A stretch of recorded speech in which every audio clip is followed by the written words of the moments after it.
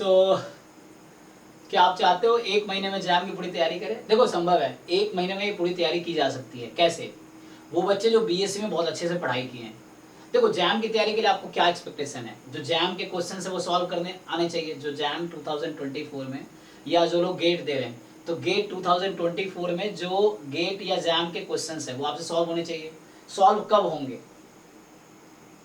जब मान लो जैम का सिलेबस मैंने ओपन किया हुआ है, तो जैम के जो सिलेबस है, ये जो सिलेबस है ना लंबा चौड़ा, इस सिलेबस के एक एक जो टॉपिक्स हैं, उस टॉपिक एक एक जो पैराग्राफ इन्होंने लिख रखा है सिलेबस का, उस पैराग्राफ में एक एक वर्ड है। आप उन हर वर्ड का आपको डेफिनेशन पता है, उस हर वर्ड से रिलेटेड आपको रिजल्ट्स पता है, जो थ्योरम्स है वो पता है।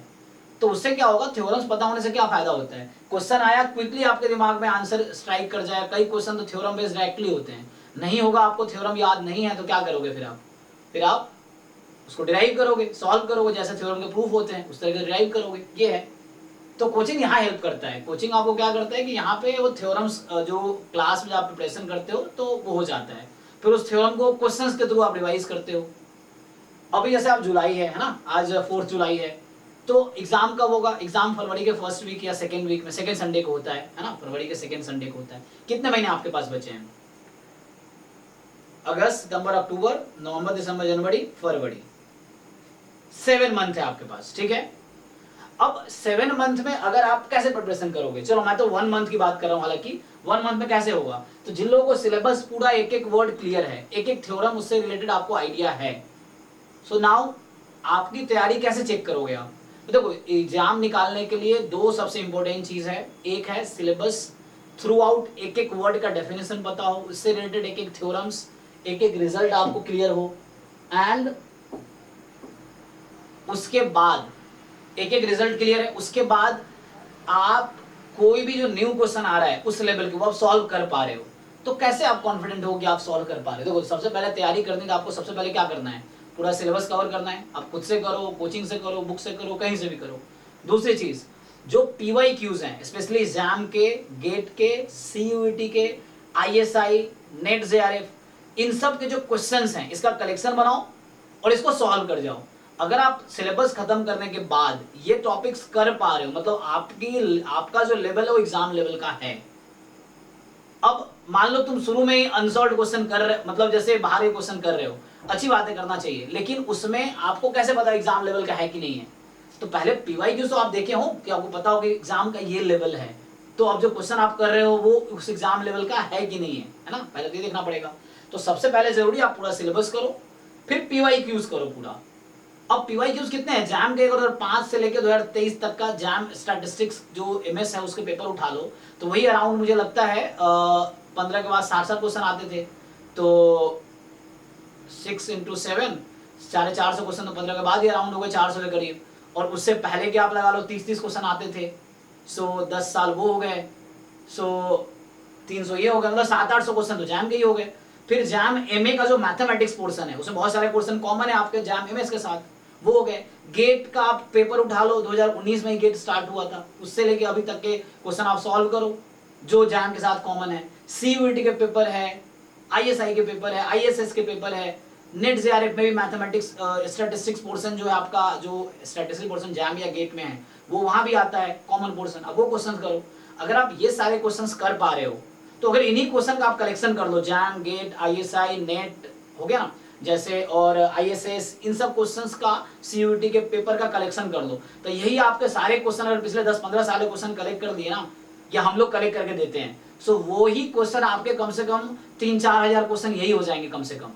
और इतने क्वेश्चन तुम 6 महीने तुम्हारे पास है क्वेश्चन करने के लिए। अब सोचो, अगर मैं आपको एक सिंपली एक डाटा दूं, मान लो मैं आपको एक डेटा देता हूं कि एक बच्चा अगर वो सब कुछ पढ़ रखा है, मान लो अगर वो सब कुछ पढ़ रखा है, आज वो सिर्फ क्वेश्चंस कर रहा है, मान लो वो सिर्फ क्वेश्चन कर रहा है, एक दिन में अगर वो 8 घंटे पढ़ता है तो कितने क्वेश्चन कर सकता है 8 घंटे में? अगर सिर्फ क्वेश्चन कर रहा है तो मान लीजिए 100 क्वेश्चन, एक घंटे में कितना, मान लो कितने क्वेश्चन कर सकता है बताओ? 8 घंटे में 100 क्वेश्चन मान लो डेली वो करता है, तो आपके पास 6 मंथ है, 6 मंथ कितना, 180 डेज लगा लो। सो 180 × 100 कितना हो गया? 18,000। और ये 18,000 वो क्वेश्चन है जो अगर वो सिर्फ क्वेश्चन डेली कर रहा है, कोई थ्योरी नहीं पढ़ रहा, कोई टेस्ट नहीं दे रहा, कुछ नहीं कर रहा, सिर्फ क्वेश्चन कर रहा है तब। लेकिन क्या आप ऐसा करते हो? आप खुद ही अंदाजा लगाओ पिछले 2-3 महीने में आपने कितने क्वेश्चन किए हैं पर डे के हिसाब से। मैं बच्चे को असाइनमेंट देता हूँ एक 100 क्वेश्चन का, वो करने में बच्चा 1 सप्ताह लगा देता है। हालांकि वो एक दिन में कर सकता है लेकिन करता नहीं है, क्योंकि उसमें प्रेशर नहीं उतना ज्यादा अभी जो एग्जाम टाइम पे रहता है। तो ये इतने क्वेश्चन किए जा सकते हैं, लेकिन ये तब जब कुछ नहीं करेगा वो, तब जनरली आपके पास आप रिवीजन भी करोगे, थ्योरी भी पढ़ोगे। सो पीवाईक्यूज में ही मैं लगाता हूँ सारे पीवाईक्यू, अगर आप कलेक्ट कर लो तो 5000 क्वेश्चन तो यही हो गए। और अगर देखो पीवाईक्यू का जो लेवल है ना, वो किसी बुक में नहीं मिलेगा आपको। पीवाईक्यू जो क्वेश्चन होते हैं उस टाइम फ्रेम होते हैं, एग्जाम के लेवल के हिसाब से फ्रेम होते हैं। वो कोई बुक जनरल बुक रहता है, बुक में आसान क्वेश्चन भी है, थोड़े डिफिकल्ट उस तरह से हैं, लेकिन बुक कोई पर्टिकुलरली जैम या गेट के लिए नहीं लिखा गया अभी तक, तो उसका कोई लेवल नहीं है। तो आपको अभी क्या करना होगा कि just complete your syllabus as soon as possible. उसके बाद आप पीवाईक्यूज पूरे कंप्लीट कर लो। उसके बाद अगर पीवाईक्यूज आप कर पा रहे, आपकी अच्छी लेवल है, फिर आप नए क्वेश्चन स्टार्ट करो चाहो तो। कैसे? आप कहीं पे टेस्ट लगा लो, टेस्ट सीरीज देख लो, है ना, अब टेस्ट दे के देख लो, या बुक्स के ही आप एक, मैं भी रिकमेंड करता हूँ बच्चों को कि आप एक बुक जरूर फॉलो करो। अरे आप मुझसे पढ़ रहे हो, बच्चे तारीफ करते हैं, आप अच्छा पढ़ाते हो, still you just follow one book. क्यों?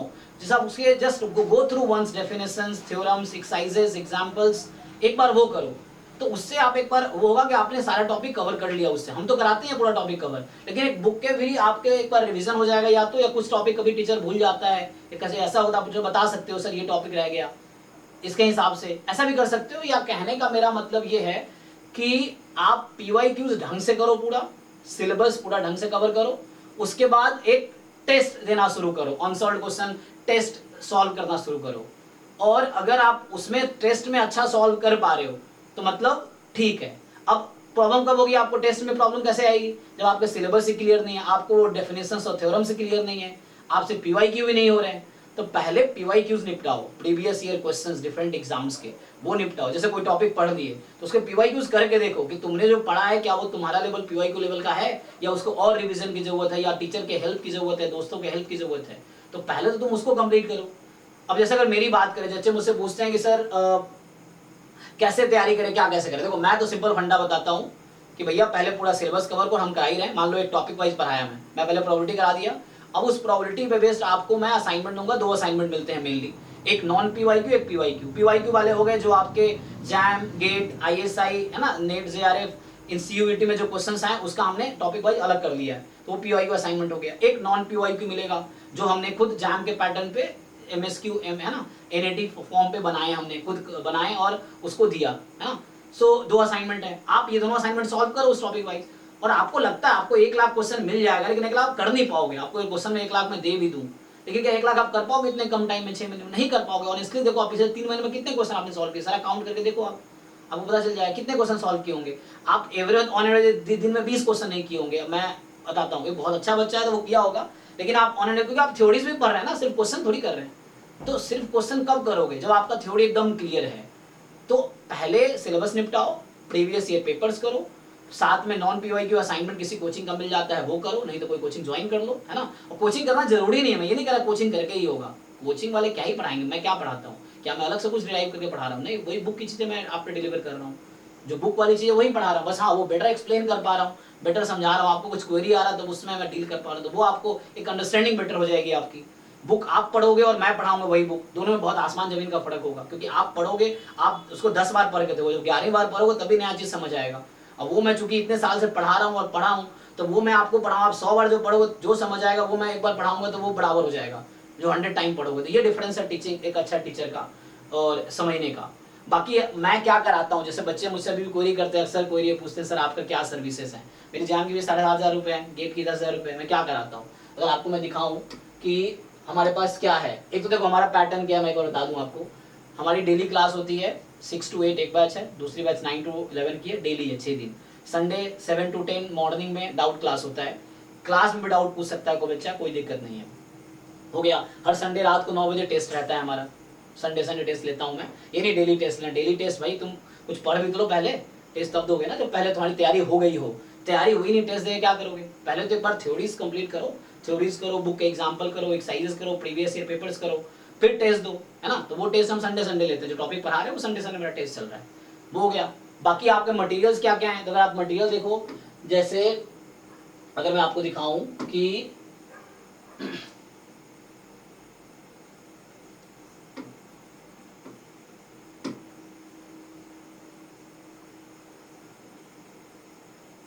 आप कितने क्वेश्चन कर पाओगे, आपको मैं दिखाता हूं, मेरे पास ऐसे लाखों क्वेश्चन के कलेक्शन होंगे पूरे, लेकिन कितने क्वेश्चन आप कर पाओगे, क्वेश्चन ये है। बहुत टाइम बहुत कम है, तो आप ये नहीं है कि एक ही टॉपिक से आप 5000 क्वेश्चन सॉल्व करो। क्यों करोगे 5000 क्वेश्चन सॉल्व एक टॉपिक के? इतने सारे टॉपिक्स हैं, हर टॉपिक पर टाइम दो ना यूनिफॉर्मली। आपको ये चीजें हैं, तो आपको हर टॉपिक पर टाइम देना है कि हर टॉपिक को सीखना है। यानी एक ही टॉपिक पर 4 महीने तक पढ़ रहे हैं, नहीं, आप पूरा टॉपिक बोले कंप्लीट 4 महीने पूरा सिलेबस कंप्लीट हो जाएगा। अगर आप पहले से पढ़ रहे हो तो 1 महीने में कंप्लीट हो जाएगा रिवीजन करने में। अगर नहीं पढ़ा तो इनिशियली 3-4 महीने लगेंगे, है ना। हमारा क्या है, अगस्त सितंबर तक खत्म हो जाएगा। अब अगर बात करो आप, जैसे देखो हमारा ये ड्राइव है एक, तो इसमें अगर मैं जाऊंगा सो इतने सारे फाइल्स, आप देखो हर फाइल, कोई फाइल आप बोलोगे खोल कर दिखाता हूँ। Calculus book, consistent estimated problems, differential equation problems, sorry differential equation book, differential calculus problems, distribution PDF, mean adventive probability, estimation, full syllabus practice problems, full syllabus practice seat दूसरा भी है, गूगल ड्राइव लिंक्स कुछ जो useful है, hypothesis testing problem, JAM GATE statistics, all books, ISI का PYQ, limit and quantity and differentiability problems, linear algebra books, mean variance, MLE MME problem, non PYQ assignment, non PYQ assignments, अलग अलग drives हैं। अगर मैं खोल के PYQ assignment, PYQ में क्या है कि हमने अलग अलग कर रखे हैं पीवाईक्यू। देखो अब इतने सारे हैं, जैसे मैं आपको एक खोल के दिखाता हूँ फॉर एग्जांपल, कौन सा बताओ, जैसे मान लो डिफरेंशियल कैलकुलस का है, देखो आप कोई सा भी खोल सकते, इतने सारे असाइनमेंट है, एक ड्राइव मैंने खोल के दिखाया। ऐसे ऐसे 100 ड्राइव के अलग अलग फोल्डर्स हैं। अब देखो ये क्या है, डिफरेंशियल कैलकुलस जो पीवाईक्यूज हैं, हमने उसको सेपरेट कर लिया डिफरेंशियल कैलकुलस के। अभी डिफरेंशियल कैलकुलस सेकंड बैच में चल रहा है, तो उसका हमने ये अलग कर दिया। अब क्लास में जब कराऊंगा तो ये इतने सारे क्वेश्चन है, आप ये सॉल्व करो। एक बार आपने अगर ये क्वेश्चन जैम एमए में भी डिफरेंशियल कैलकुलस आता है, जैम एमएस में भी आता है, गेट एसटी में भी आता है, डिफरेंट एग्जाम्स में आते हैं, उसके क्वेश्चन अगर कलेक्ट करके आपने सॉल्व कर लिए, आपको करना क्या है, कॉन्सेप्ट तो सीखना है ना। आपको क्या करना है, एक बार आप थ्योरीज पूरा पढ़ लिए, क्वेश्चंस करके देखो डिफरेंट एग्जाम, अगर एग्जाम के क्वेश्चन कर पा रहे मतलब आपका लेवल अच्छा है। फिर नए क्वेश्चन देखो, आप पहले एग्जाम को क्वेश्चन जरूर कर लो। तुम्हें एग्जाम का क्वेश्चन देखने का मतलब है तुम्हें एग्जाम के लेवल का अंदाजा होना। अब तुम्हें अंदाजा एग्जाम के लेवल का ही नहीं है, तुम ऐसे अंधेरे में तीर चला रहे हो, तो क्या फायदा होगा। पहले आप एग्जाम को समझो ना, तो एग्जाम को कैसे समझोगे, सिलेबस से और पीवाईक्यू से। उसके बाद आप फिर बाहर के असाइनमेंट्स ट्राई करो, मैं ये नहीं कर नहीं करो, इतने बुक्स अवेलेबल है मार्केट में। एक असाइनमेंट दिखाया, इसी को वापस आ जाओ। तो जैसे देखो तुम एक फोल्डर मैंने खोल के दिखाया तुम्हें, ये तो एक फोल्डर था ना, ये देखो कितने सारे असाइनमेंट इसमें है, सीक्वेंस सीरीज के हैं, ये असाइनमेंट हमने अलग से कर रखे हैं पीवाईक्यूज, ये देख सकते हो आप। सीक्वेंस सीरीज गेट 2005 से 2023 तक के क्वेश्चन हमने अलग कर रखे हैं इसमें, आप ये चेक कर लो, आप डिफरेंट आपको मिल जाएंगे। ये जो पीवाईक्यूज हैं उसको एक जगह हमने कर रखे हैं, तो ये सीक्वेंस सीरीज के हो गए। फिर हमारे पास टीम में 7-8 लोग काम कर रहे हैं, एक टाइपिस्ट हैं हमारा, एक एडिटर है, डिफरेंट कंटेंट पे अलग लोग काम कर रहे हैं, ये तो बहुत सारे लोग हैं। तो हम आपके हेल्प के लिए हम चाहते हैं सस्ते फीस में अच्छा एजुकेशन दे सके। अभी आपको अगर मटेरियल की तो कमी है, जैसे मान लो आपको लगता है कि मटेरियल कितने हैं, है ना, तो बहुत सारे, ये तो एक पीवाईक्यू एनालिसिस पीवाईक्यू बहुत सारे हैं ना, सीक्वेंस बहुत सारे पीवाईक्यूज हैं, ये सब बेसिक प्रोबेबिलिटी का पीवाईक्यू है। अभी तो दूसरे फाइल में आओ आप, तो ये तो मैंने खोला था पीवाईक्यू असाइनमेंट। अब कोई भी सीएसआईआर का पीवाईक्यू इसमें है, पीवाईक्यू सीयूईटी का है, पीवाईक्यू गेट का है, पीवाईक्यू जैम एमए का है, पीवाईक्यू जैम एमएस का है, पीवाईक्यू आईएसएस का है। आप करो, रैंडम वेरिएबल प्रॉब्लम है, सैम्पलिंग प्रॉब्लम है, sequence series, statistics books, UMV problems हैं, ये इतने सारे फोल्डर्स ये हमारे पास है। ठीक है, ये तो एक ड्राइव हो गया। दूसरा हमारे पास दूसरा भी ड्राइव है, दूसरा जो हमारे पास है अगर मैं आपको दिखाऊं तो ये तो मेरा संतोष@mathstar.in का है, ये एक हमारा ईमेल आईडी पे देखो, इसमें मिलेगा आपको। इसमें ये सब टेस्ट हैं, इतने सारे टेस्ट हम ले चुके हैं या ले रहे हैं, ये टेस्ट हम बना रहे हैं, ये सब हमारा टेस्ट है जो हर संडे टेस्ट होता है। सो इस तरह के टेस्ट हैं डिफरेंट, इतने सारे टेस्ट पेपर बन चुके हैं और बन रहे हैं, मतलब अभी भी लोग काम कर रहे हैं। ये हमारा देखिए, हमारा जो अपना असाइनमेंट जो हम नॉन पीवाईक्यू टाइप करा रहे हैं, जैसे मान लीजिए ये हमने अभी एक टेस्ट लिया, तो इस तरह से है।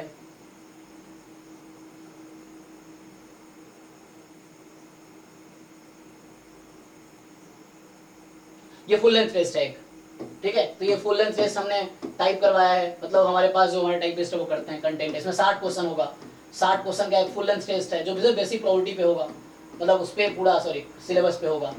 तो ये पूरा एक हमारे पास PYQ है। अब देखो 60 क्वेश्चन का PYQ है ये।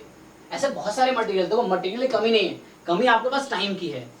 अगर आप इतने सारे मटेरियल, मेरे पास ही नहीं, किसी भी जगह आप ऑनलाइन गूगल पे, यूट्यूब पे इतने कंटेंट अवेलेबल है मेनली, लेकिन आपको भटकना नहीं है कंटेंट में। फिर बोल रहा हूँ, पहले सिलेबस पूरा करो, जैसे ही वो टॉपिक कंप्लीट हो उसके PYQs कंप्लीट करो, ताकि तुम्हें ये समझ आए तुम्हारा लेवल एग्जाम का लेवल का हुआ कि नहीं हुआ। उसके बाद फिर बाकी करो। मैं तुम्हें बता ही रहा हूँ, इतने सारे ये सब असाइनमेंट है। देखो बर्नौली पे, बाउंडेड सीक्वेंस पे, है ना, ये डिफरेंट है। JAM test 2, JAM test 1, mock test 1, ये तुम्हारे पास NAT MSQ है।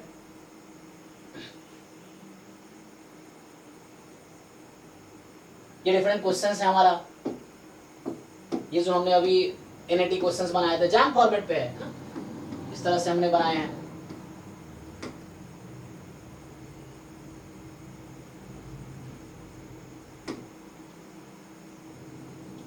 तो ये हो गया। बाकी और भी है, ये सब जो टेस्ट है, इसमें टेस्ट हमारा दूसरा ड्राइव में, और वो आप कितने क्वेश्चन करोगे। आप अगर दूसरा ड्राइव पे वापस में ले जाऊं आपको, तो इसमें कितने क्वेश्चंस करोगे आप, जैसे कितने क्वेश्चंस करोगे आप ना, इतने आप कितने क्वेश्चन करोगे। तो PYQ वाला मैं दिखा देता हूँ यूनिट वाइज में कितने हैं।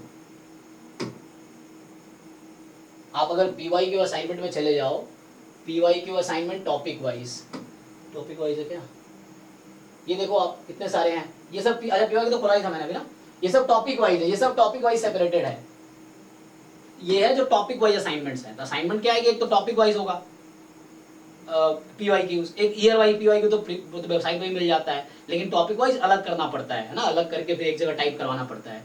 तो एक PYQ, तो पहले आप जब सिलेबस कवर कर रहे हो, एक बार टॉपिक वाइज सारे प्रीवियस ईयर क्वेश्चन कर लो, ताकि आपको ये लगे कि हाँ एग्जाम की जो मिनिमम रिक्वायरमेंट है वो आप फुलफिल कर रहे हो। क्या, सिलेबस कवर करना, और जो क्वेश्चन पहले आ चुके हैं, है ना। एग्जाम मान लो अगर क्वेश्चन आपका दुश्मन है, तो उसका लेवल आपको समझना है। कैसे समझोगे, अब तक कैसे क्वेश्चन आए, उसके हिसाब से आपको तैयारी करनी है अपनी।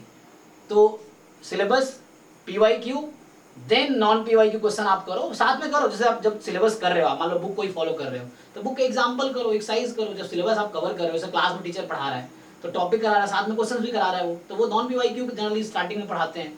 तो सिलेबस जब आप कर रहे हो कवर, तो उसके साथ भी तो क्वेश्चन आपके हो ही रहे हैं ना जो नॉन PYQ है, लेकिन वो अलग ही टॉपिक समझने के लिए है। उसका लेवल हो सकता है वो ना हो जो एग्जाम का लेवल हो। तो एग्जाम के लेवल तक जाने के लिए पहले आपको अच्छे से थ्योरी क्लियर हो, फिर PYQs आप पहली बार नहीं कर पाओगे, फिर आपको जरूरत पड़ेगी टीचर के हेल्प की। वहाँ पे PYQs भी आप नहीं कर पाओगे। अगर सारे PYQ आप उठाओ टॉपिक वाइज, नहीं कर पाओगे आप। अब देख लो, चाहे जैम का ही पूरा PYQ आप उठा के देख लो या गेट का उठा के देख लो, नहीं कर पाओगे आप अभी, क्योंकि आपको सिर्फ थ्योरी पढ़ लेना काफी नहीं क्वेश्चन कर लेने पे। क्वेश्चन करने में आपको सोचना पड़ता है थ्योरी कैसे अप्लाई हो रही है। तो आप करके देखो एक बारी। सो पहले आप वो करो, फिर PYQs करो, फिर बाद में असाइनमेंट्स करो अलग वाला नॉन PYQ। हम लोग ये करते हैं, टॉपिक वाइज दोनों असाइनमेंट देते हैं, एक PYQ जिसमें अराउंड 100 क्वेश्चन है, एक नॉन PYQ। हर टॉपिक पर अगर आपने 200 क्वेश्चन कर लिए ना, इतना टाइम नहीं है कि आप एक टॉपिक देख लो कितने हैं। आपको 4 साल तक तैयारी थोड़ी करनी है कि आपको 500 क्वेश्चन सॉल्व करने हैं, या 1000 क्वेश्चन सॉल्व करने हैं एक टॉपिक पे, या 50,000 क्वेश्चन सॉल्व करने हैं एक टॉपिक पे। क्यों करना 50,000 क्वेश्चन, आपको एग्जाम के लेवल तक पहुंचना है। एग्जाम के लेवल कैसे पहुंचोगे आप, syllabus, PYQ, then test. Test से आपको ये पता चलेगा आप कितने क्वेश्चन कर पा रहे हो, है ना। जो नहीं कर पा रहे तो क्या कमियां हैं वो उसमें दूर होगी टेस्ट में। ठीक है, तो ये 3 स्टेप है तैयारी करने के, सिलेबस कवर करना, पूरे प्रीवियस ईयर पेपर करना। और मैं बड़े बड़े कोचिंग में ही पढ़ाया हूँ, मैं डिप्स का फैकल्टी हूँ, कैरियर में फैकल्टी रहा हूँ 2 साल, और भी मैं इतने 2010 से मैं 13 साल से पढ़ा रहा हूँ। ठीक है ना, मेरी क्वालिफिकेशन तो आप लोगों को पता ही है। सो मैं पढ़ाई के साथ साथ 10वीं के बाद से ही ट्यूशन पढ़ा के पढ़ा हूँ, तो मैं बहुत सारे कोचिंग से पढ़ाया हूँ। तो जहां भी आप देखोगे पहले वो PYQ इसलिए कराते हैं, जब सिलेबस पढ़ा रहे तो क्वेश्चन तो करा ही रहे हैं समझाने के लिए, लेकिन एक बार सिलेबस हो गया तो आप PYQ लेवल तक पहुंचो, उसके लिए आप PYQ को रिपीटेडली सॉल्व करना पड़ेगा।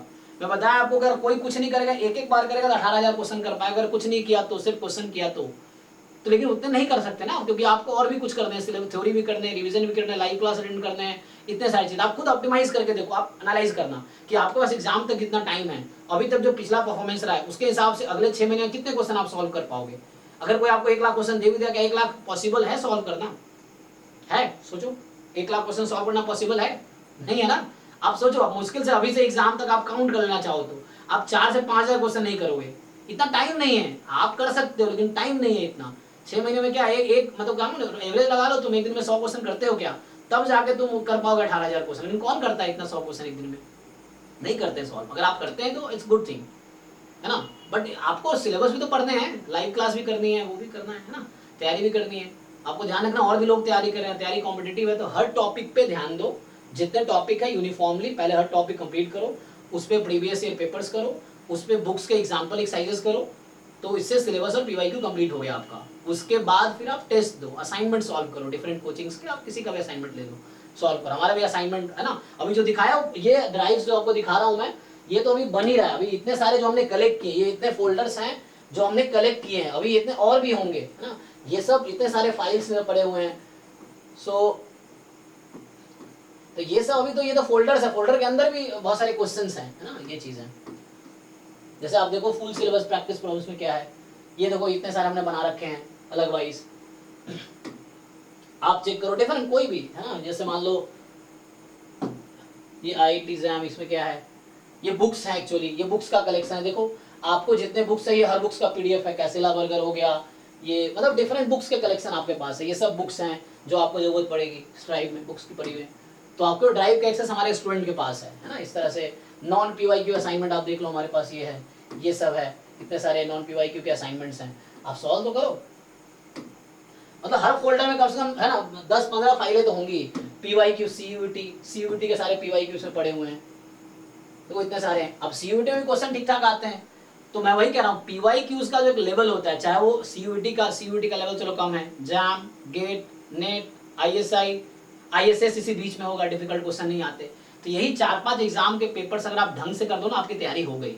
आपको टॉपिक समझना है, फिर उसमें बेस्ड PYQs करने हैं, then assignments, non PYQ assignment है वो सॉल्व करना है, एंड देन आपको टेस्ट देके टेस्ट करना। हमारा टेस्ट अभी संडे हो रहा है, और हम लोग पूरे साल में कम से कम 50 यूनिट वाइज टेस्ट होगा, और कम से कम 20 फुल लेंथ टेस्ट होगा। एक फुल लेंथ टेस्ट में दिखा भी रहा था वो, हालांकि टॉपिक वाइज से बन रहे हैं और भी, है ना, तो एंड तक 20-30 तो बन जाएंगे, तो वो हम लेंगे, ठीक है ना। बाकी अगर आप लोगों को अगर मेरी हेल्प की जरूरत हो तो आप कांटेक्ट कर सकते हैं। हमारा फीस सिर्फ 7,500 जैम का इसलिए है ताकि ज्यादा से ज्यादा बच्चा पढ़ सके। अरे जैम नहीं भी निकलेगा ना, तो अगर नॉलेज रहेगा तो कुछ ना कुछ लाइफ में अच्छा कर लोगे, है ना। ऐसे बच्चे हैं जो जैम नहीं निकालते, आगे जाके वो ISI से PhD करते हैं, ऐसे लोग भी हैं, या और भी अच्छी चीजें करते हैं ना। तो जरूरी नहीं कि जैम निकले, जैम निकालने के लिए तैयारी करेंगे। आपके पास जो नॉलेज है वो समहाउ हेल्प करेगा, अभी नहीं, ISI के एग्जाम में हेल्प करेगा, CUET के एग्जाम में हेल्प करेगा, गेट के एग्जाम में हेल्प करेगा, ISS में आपको हेल्प करेगा, कहीं ना कहीं तो हेल्प करेगा। नॉलेज होना जरूरी है।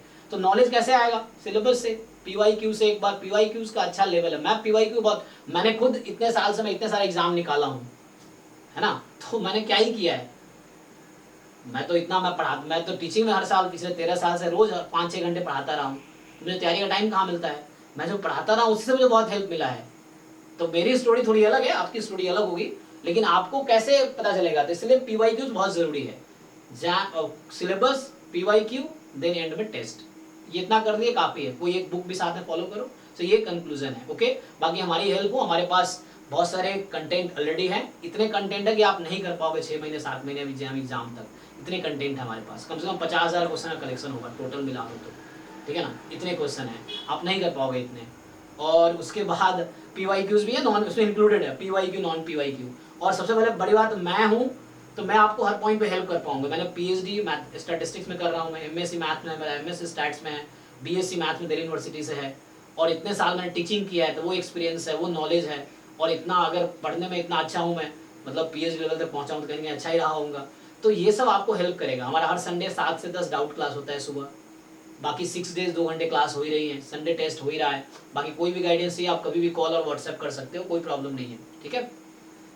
सो आई होप ये वीडियो थोड़ा लंबा हो गया, और मैं चूंकि 1 मंथ की प्रिपरेशन की बात कर रहा था, 1 मंथ में वही है, सिलेबस, PYQs कर लो और टेस्ट दो, हो गया। 1 महीने में करना है तो क्या करोगे, सिलेबस कवर करो पूरा, पहले पढ़ रखा है तो ईजी है, नहीं तो 1 महीने में खत्म करो सिलेबस, PYQ जितना जल्दी निपटा 1 महीने में निपटा सकते हो, 1 महीने में तैयारी हो जाएगी, ठीक है। सो आई थिंक बहुत ज्यादा हो गया। So thank you so much. अगर कुछ और भी क्वेरी हो तो आप डिस्क्रिप्शन में मोबाइल नंबर है, आप व्हाट्सएप करो, कॉल करो। और हर संडे 7 बजे शाम को मैं एक इंटरेक्शन सेशन लेता हूँ, ताकि बच्चों को कुछ क्वेरीज हों, आपको करियर से रिलेटेड, एग्जाम से रिलेटेड, मुझसे कुछ उस तरह का हेल्प चाहिए, है ना, गाइडेंस चाहिए, तो हर संडे शाम को 7 बजे ग्रुप मीटिंग करते हैं हम लोग। हमारा जो व्हाट्सएप ग्रुप का लिंक है नीचे, उसमें ज्वाइन करो, उसमें देखेंगे, ठीक है। सो आप मुझसे इंटरेक्शन कर सकते हो कभी भी। सो मैं आप लोगों के हेल्प के लिए हमेशा रेडी हूँ। सो इसी के साथ थैंक यू सो मच।